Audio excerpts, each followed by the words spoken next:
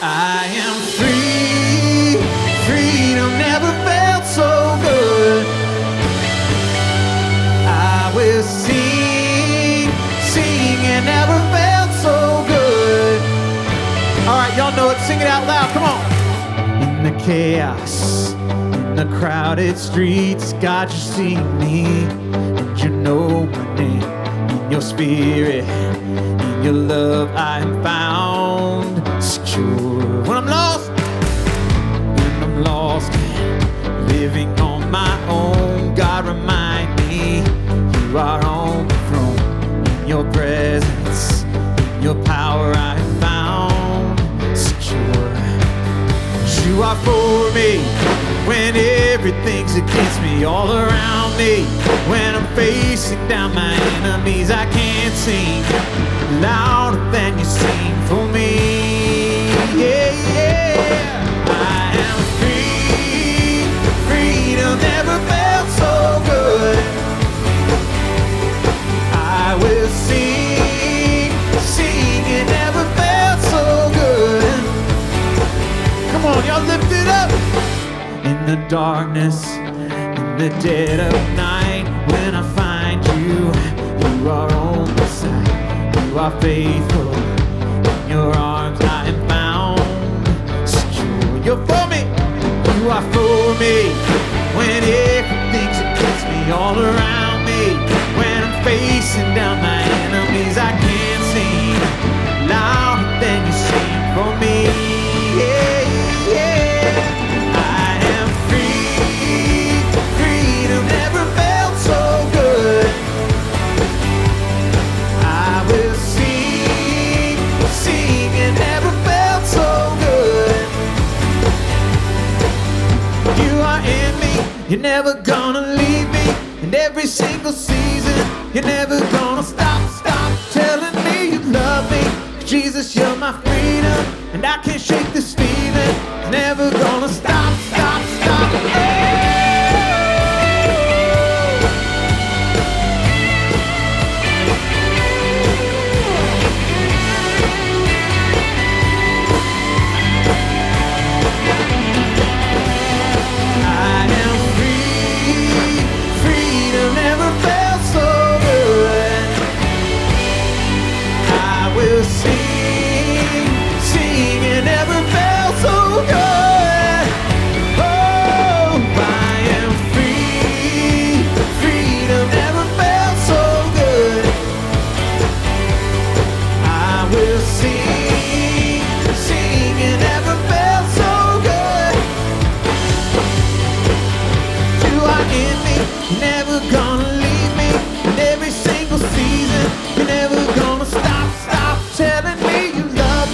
Jesus, you're my freedom, and I can't shake this feeling.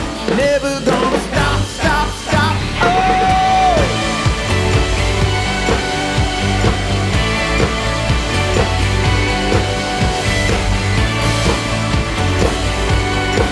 Singing, oh,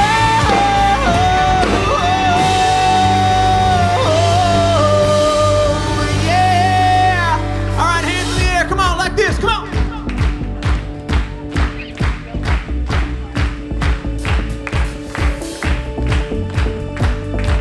Keep it going.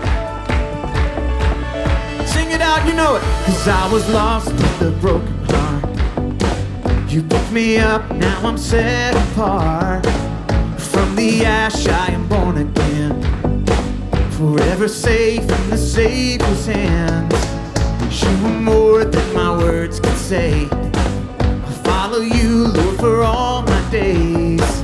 I'll fix my eyes following your ways. Forever free, you unending grace. Y'all sing it, come on. Oh, you are my freedom. We lift you higher, Your love never ending. Oh, you are alive in us. Nothing can take your place.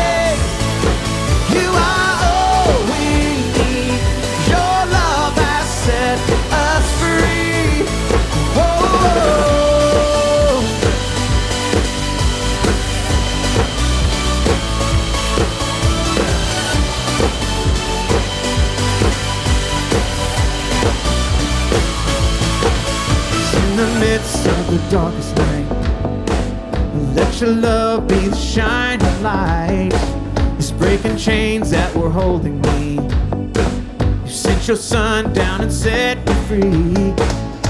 Everything of this world will fade. I'm pressing on till I see your face, and I will live that your will be done. 'Cause I won't stop till your kingdom comes. Come on, sing. Oh, you are my freedom. We lift you higher. We lift you higher. Your love, your love, your love never ending. Oh, oh, oh. You are alive in us. Nothing can take your place. You are all we need. Your love has set us free. Whoa, yeah.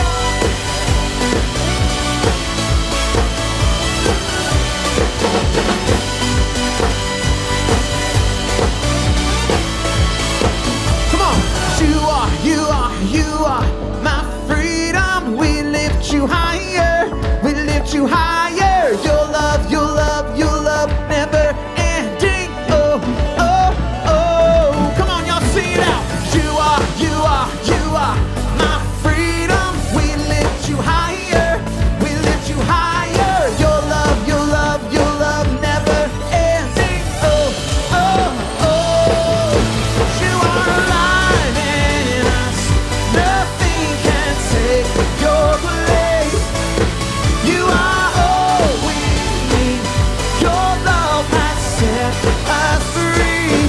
Oh, you are alive in us. Nothing can take your place. You are all we need. Your love has set us free. Whoa.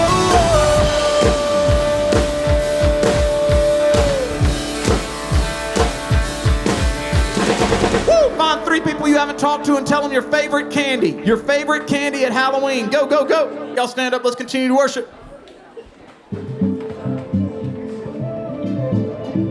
All right, we learned this one a few weeks ago. Sing it out. Here we go. When night has fallen, when fear is coming, still you're calling me. When faith is lost and my hope exhausted, you will be my strength. 'Cause when my mind says I'm not good enough, God, you're enough for me. I've decided I'm not giving up. You won't give up on me.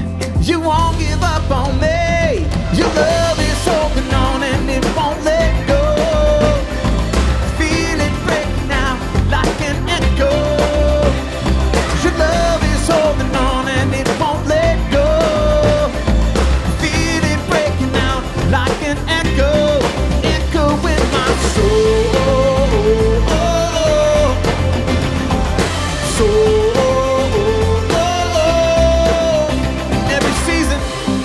Every season, you keep repeating the promises to me.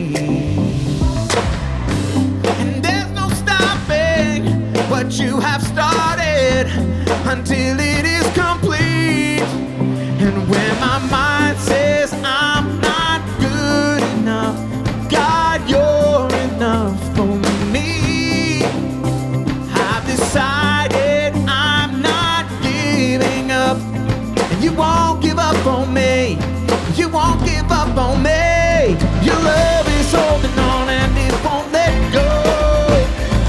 Feel it breaking out like an echo.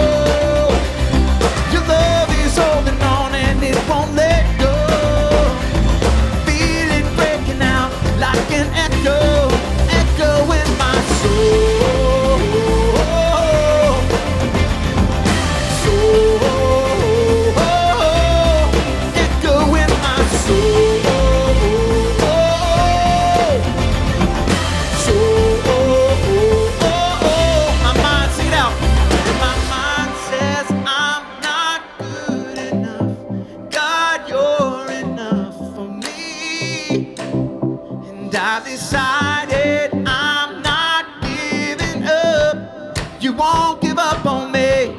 You won't give up on me. Your love is holding on and it won't let go. Feel it breaking out like an echo. Your love is holding on and it won't let go. Feel it breaking out, breaking out. Oh, your love is holding on and it won't let go. Feel it breaking out like an echo. Your love is holding on and it won't let go. Feel it breaking out like an echo in my soul.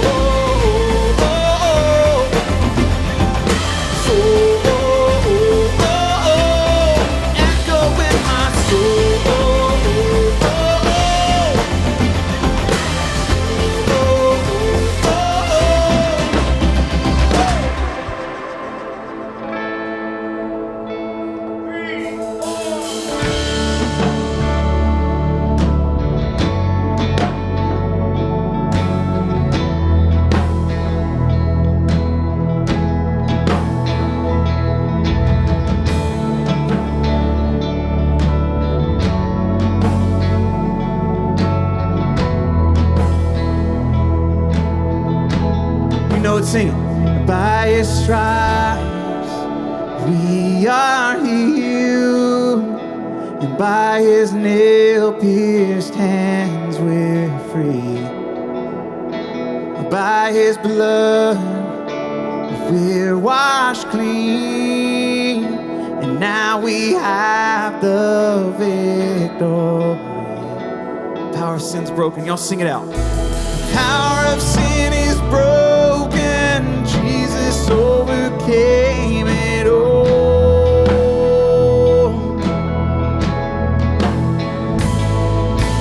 He is won our freedom. Jesus has won it all.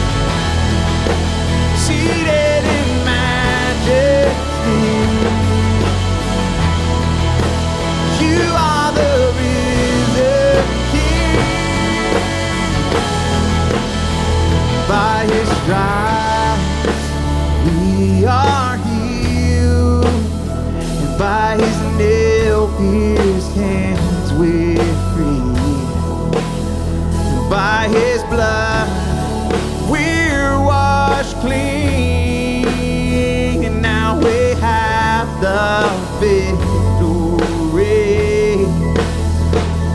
Oh, the power of sin is broken. Jesus overcame it all.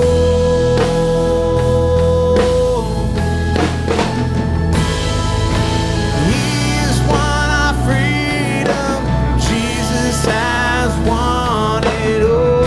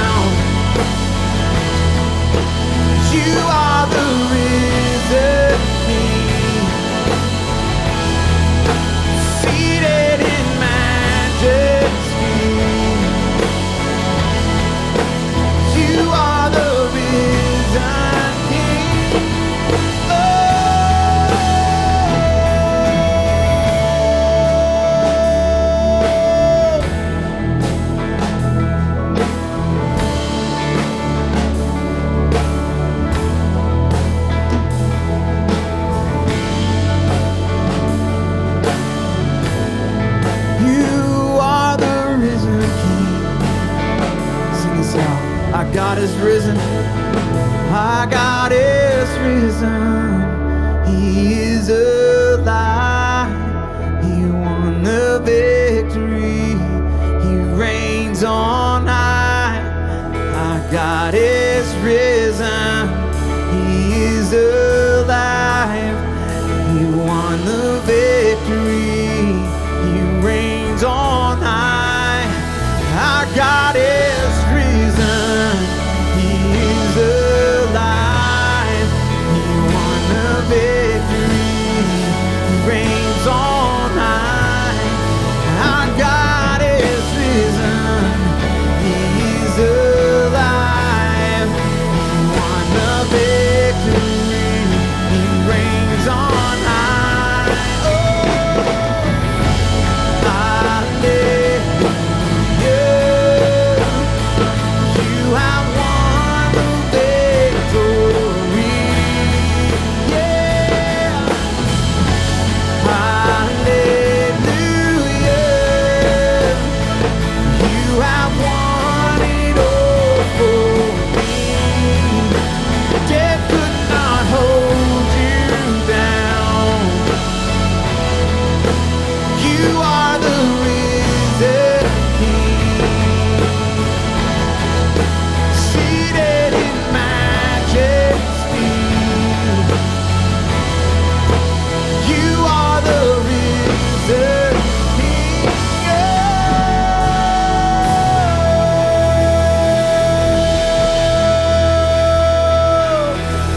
Woo!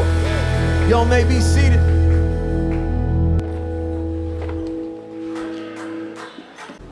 Most of y'all are familiar with the Goldilocks, the story of Goldilocks and the three bears, and the whole issue of Goldilocks. The moral of that story is she had a hard time getting it just right. I want to tell you tonight our fourth installment of Chip Ingram's 5 issues that he says is divisive. It is the least controversial of the 5, but the most complicated. You hear me? It's the least and let me tell you, it's the least uncomfortable issue. I mean, we talk about sex, and we talked about homosexuality. Last week we talked about abortion. But those are all very straightforward things. I mean, it's pretty cut and dry. It's clear. Whether you agree with it or not, it's clear. But when you come to the environment, how we deal with the environment is more complicated. And I think for most believers, it's kind of hard to get it just right. And so tonight we're going to talk briefly about the environment and what we don't know is killing us, and how as Christians we ought to deal with the issue of environment. It is a hot topic in many areas. It is a hot topic in California, where Chip Ingram is from, even more so probably than it is here in the South. But it is an issue that we need to come to terms with, and even though it is complicated and sometimes it's difficult to get it just right, we need to work on it. He gives this passage out of the Gospel of Mark. They brought the coin, and he asked them, whose image is this? Whose inscription? He said, Caesar's, and they replied. Then Jesus said to them, give back to Caesar what is Caesar's, and to God what is God's, and they were amazed. Mark 12, 16, and 17. Now here's I think for believers, for Christians, here is why sometimes we struggle. Here's why the issue of the environment is so complicated for us, and we have difficulty. The first is this. I think we struggle because we've heard the warning.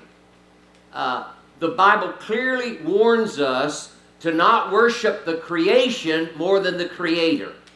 And there are a lot of people on the wrong side of this issue who are literally worshiping the creation, who give no credit to the Creator. And so I think sometimes we struggle with getting it just right because we've heard the warning, and we don't want to be guilty of worshiping the creature more than the Creator, as Paul talks about in Romans 1:25. But I think there's a second reason. We've encountered the heavyweights, or we've not encountered the heavyweights.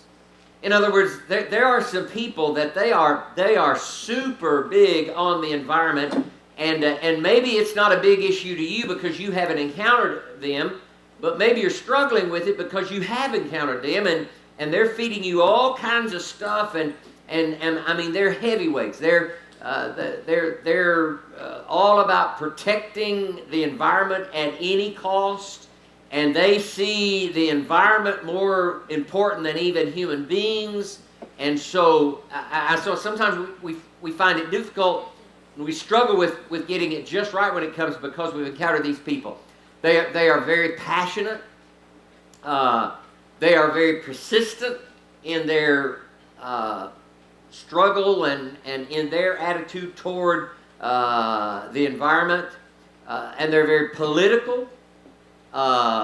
They know what buttons to push, and they know where to go, and they know how to press that agenda. And so we've encountered these people that in their mind, the environment over everything else is what is most important. So sometimes we struggle because we're inundated with those kind of things, but they're perverted because I told you last week, I can almost guarantee you that a vast majority of the people that are very pro-creation, in other words, they're pro-earth, we got to take care of Mother Earth.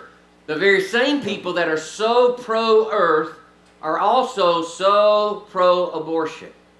All right, so they're pro, what they would say, they're pro-choice, and so they're very perverted kind of sometimes. They want to protect the earth, but they don't want to protect the unborn. So it's kind of so we struggle because we encounter these heavyweights. But I think there's another reason why we struggle, and maybe not your generation, maybe as much as my generation. We struggle because we're anticipating a change in the wind. By that I mean, we understand that there's coming a day when there's going to be a new heaven and a new earth. For the old heaven and the old earth are passed away. And if we're not careful, we almost get the mentality, well, this world was never intended to last anyway, and the clock is ticking, and Jesus is one day going to make everything right, and so there's no need for me to worry about taking care of this world because it's not a permanent thing. And so I think we get that mentality. There is going to be a day. The wind is going to change. There is going to be a new heaven and a new earth. But until then, we need to be taking care of the earth we have. So we felt the wind blowing on our faces from the scripture about a new heaven and a new earth. But let me tell you what. We as God's people, we may struggle with it, but here's what we need to come to eventually. We need to care for this world. We need to be ready for the other world. We need to be ready to die. We certainly need to be ready for the Lord's return. We need to be a part of that new heaven and that earth. But until then, we need to take care of this earth. This is my Father's world. And we have a responsibility, biblically, spiritually, as children of God, to take care of the world. And I think sometimes the ultra ecologist kind of people, ultra environment people, don't see in us. We ought to be at the forefront, not because we're perverted, but because we have a purpose. We ought to be on the forefront of saying we do need to be good stewards of this world. Now here's the stance. He does an excellent job in giving us several precepts that we need to work from as believers. These are things we need to believe. Number one is this: we need to look at our world and know, and we need to address people who are concerned about the environment and say, as God's people, we understand this is the precept: the earth belongs to God. The earth belongs to God. Psalm 24, 1 through 2 says, the earth is the Lord's and everything in it, the world and all who live in it, for it's founded on the seas and established it on the waters. I would almost go out on a limb and be safe in going out on that limb that most people who are ultra-environmentalists are also ultra-evolutionists. In other words, they believe that the world just, the Big Bang Theory or single cell stuff happened and all of this has evolved to where it is today. And so we start from the premise, no, God created this and this is His world. The earth is the Lord's and everything in it. It is a special place, and we need, by our very care of it and attitude toward it and what we say about it, and understand it is a special place because it is created by God. It is a spectacular place. I mean, you don't have to go far to know that we live in a spectacular world. on a night when it's not raining and the clouds aren't there and the stars are out, just to behold the stars, every day, just the spectacular aspect of God's great creation. And so the earth belongs to God. It is a special place. It is a spectacular place. It is a scientific place. We don't need to try to it is the scientific place, and it is wonderfully and fearfully put together, and so we need to understand that. But most of all, it is a sacred place. It is special, spectacular, certainly scientific, but it is a sacred place.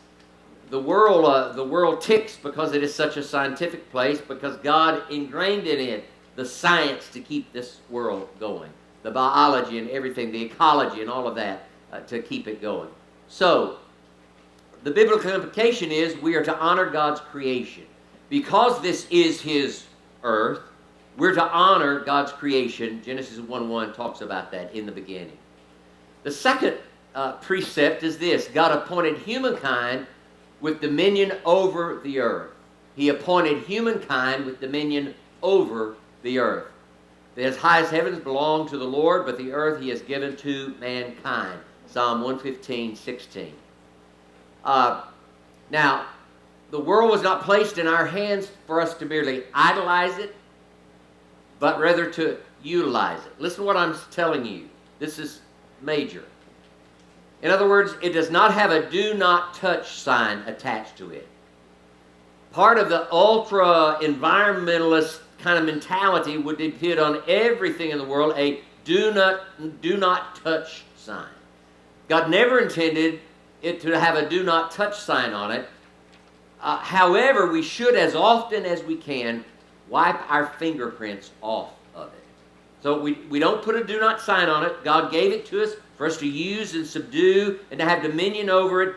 But we do need to handle it with care and to wipe, as it were, our fingerprints off of it and to appreciate it. So Earth was never intended to be a museum that you just view from a distance. He wants us to experience this world. The biblical implication that is that we are Earth's vice regents. In other words, we've been given a responsibility to take care of our world, to be good stewards of it. The third precept is this: the earth has intrinsic value and reflects the character and beauty of the Creator. It does have a value to it, and it does, I think He intended for the beauty of this world, the makeup of this world, to convey something about who He is. The heavens declare the glory of God. The skies proclaim the work of His hands.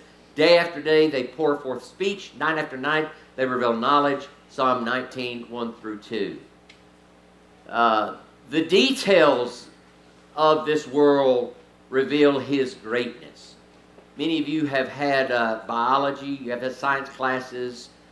Just the details, the intricate details in God's creation reminds us of His greatness. The pollination that takes place, the seasons, the intricate parts of a flower or a tree or an animal.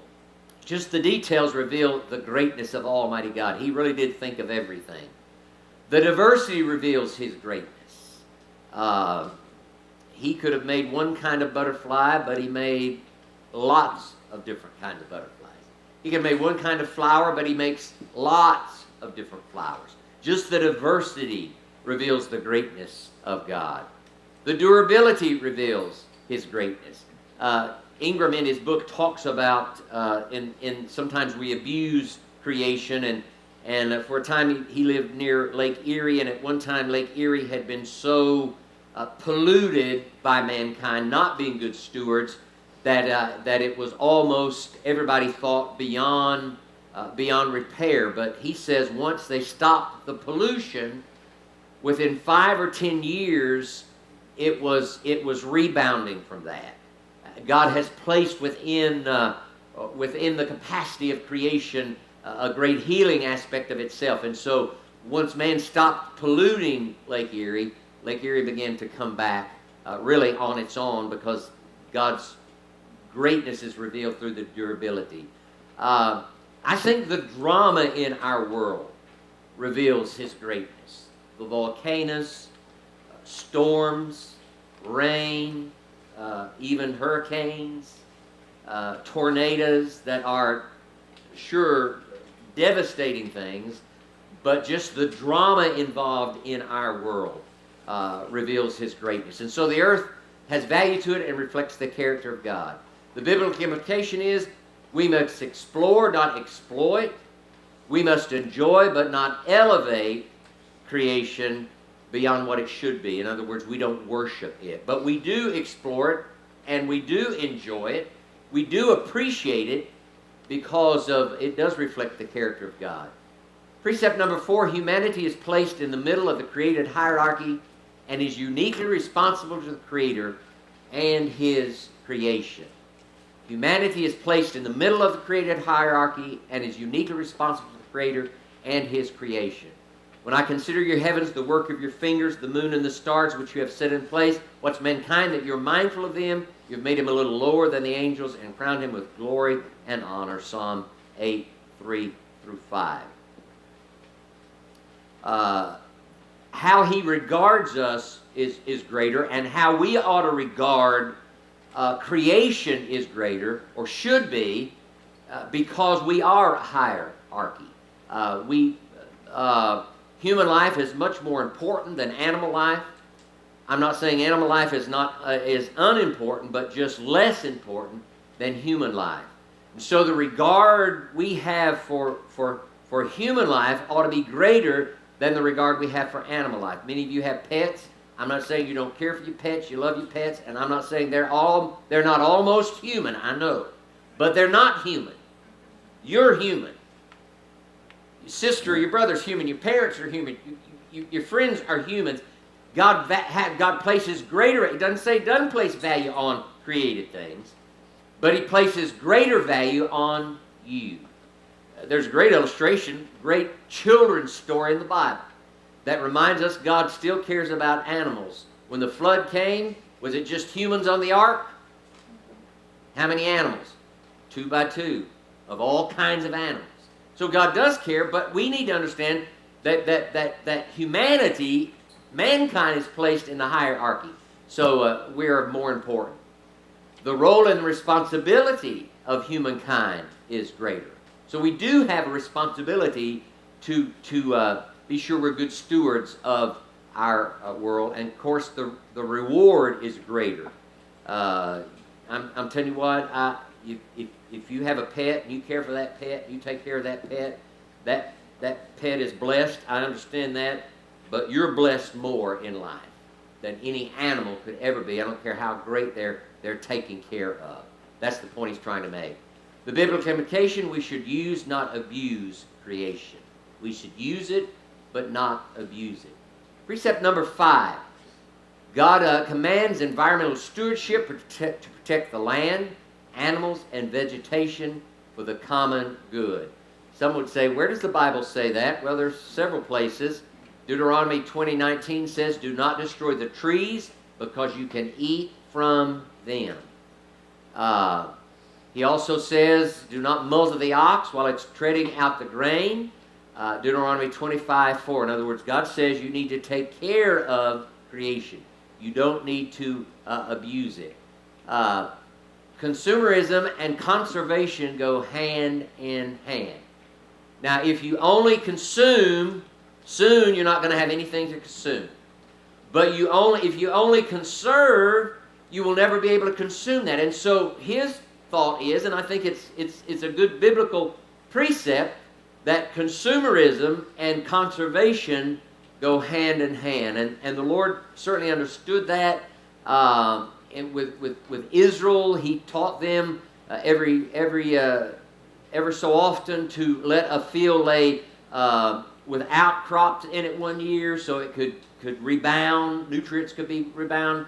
He talked about every 50 year was a year of Jubilee in which everything was kind of transferred back. And so God understood the need for us to be environmentally stewards of what we have. The biblical implication, consumption must be governed.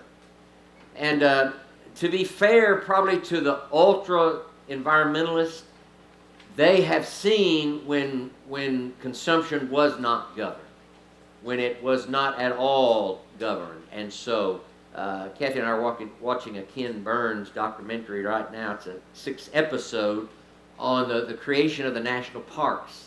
And it's just a fascinating story, and how people had to come to say, we need to protect these lands, and we don't need to consume all of this.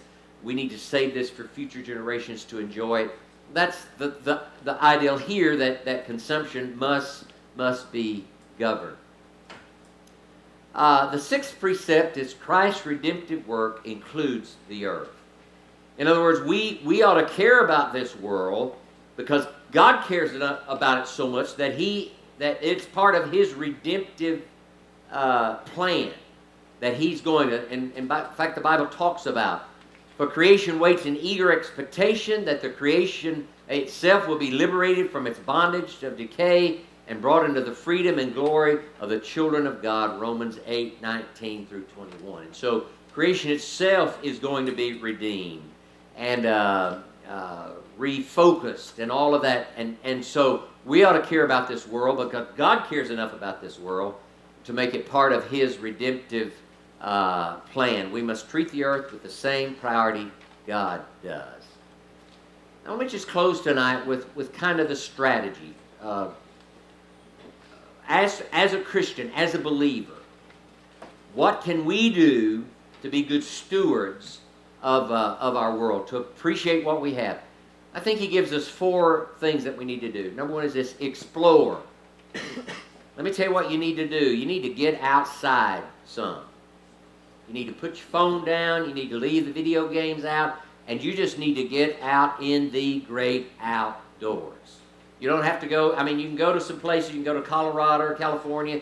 But let me tell you what, right here in DeSoto County, you can get out right in your backyard. You can get out and begin to appreciate it. And I think his mentality is, if we'll get out and look around and see all of this great creation, it will make us be more appreciative of it and want to take care of it. Educate yourself. Listen in biology. Appreciate the things that you're going to learn scientifically about our world. Now, your teachers, some of them will be believers, some of them won't, especially as you go in your higher education. If you go to college, you're going to probably have some professors in those fields who are probably evolutionists, and your job is not necessarily to straighten them out. You're just straight on that, and even as they talk about the billions of years that the Earth's been around, and even as they talk about how evolution brought all of these intricacies into being, you in your heart know, no. I'm going to learn all those details, but I know who put those details there. And as you're educated in that, it's going to make you appreciate this world even more. Engage. Find something you can do to take care of this earth that is ours. Let me give you a simple one. Don't throw your trash out your car window. Especially if you drive by 4833 Henry Drive, don't throw your beer cans. Y'all wouldn't throw beer cans. Don't throw your trash in my yard. People do that. Still do that. Just don't let a scrap of paper and if you're walking by and you see something, pick it up. It's just simple thing. Recycle. I don't know if your household recycles. In South Haven, if you recycle it, they charge you to do that. You'd think it'd be the other way around, but they charge you to recycle. It's not a great amount of money every month, but for years, Kathy and I have been recycling. You'd be amazed how much a recycle can you're going to fill up. It just helps you not fill up the landfill. Maybe we've got so used to plastic bags. Maybe ask at the groceries, because more groceries are doing that. Ask for a paper bag, which is more recyclable. And most paper bags now are made out of even recycled paper. And so It's not cutting down new tree growth to do that. So I'm just saying, find a way to engage yourself in taking care of this world that we have, and there are all kinds of ways that you can do that. There's all kinds of ways that you can get your friends involved in that.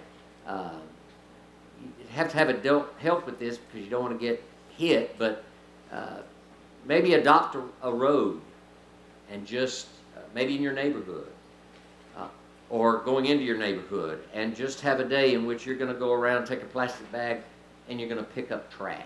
I'm just saying there are things you can do on a very local level, on a very neighborhood level, that will that will help. The last thing he says, empower. Here's what he means by that. Maybe find some people that are ultra environmentalists, and empower them to appreciate who you are and what you stand for by saying to them, you know what, I too care about this world, and I want to hear about what you think, and I want to hear about what I can do to help you. Maybe you discover how you can become engaged by encountering some folks who what we would call are the heavyweights in the environment, and learning some things that you might do. I'm just telling you, students, this is our Father's world, and we do. And although although it goes too far some ways, I think in some ways the ultra environmentalists have helped us all understand that there is a need for us to take care.